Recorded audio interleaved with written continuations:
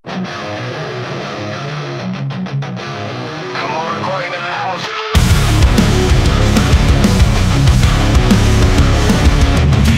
do Dragão, duel tak seimbang. Al-Nassr tanpa Ronaldo, Porto tunjukkan garang. Luis Castro turunkan skuad terbaiknya, tapi malam itu Al-Nassr kalah besar. See you Ronaldo, see you Ronaldo.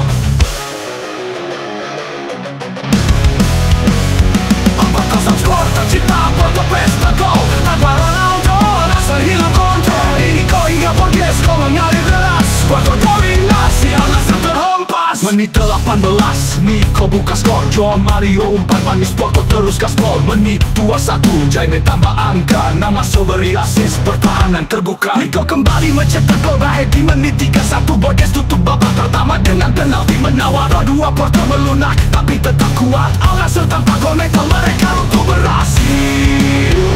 Ronaldo, Ronaldo. 4-0 skor tercipta, Porto pesta gol. Tanpa Ronaldo, Al-Nassr hilang kontrol. Inigo hingga Borges gol mengalir deras. Porto dominasi, Al-Nassr terhempas.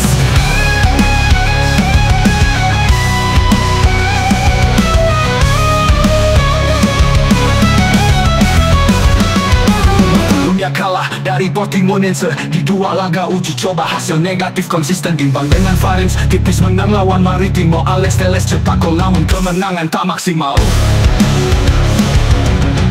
4-0 skor tercipta, Porto pesta gol. Tanpa Ronaldo, Al-Nassr hilang kontrol. Inigo hingga Borges gol mengalir deras. Porto dominasi, Al-Nassr terhempas. Ronaldo isyaratkan comeback, tapi fans harus sabar. 2 pekan lagi mungkin dia kembali ke lapangan. Lawan Lusitano, GC, Granada CF dan Almeria. Dia akan melawan Almeria, mungkin kembali bersinar.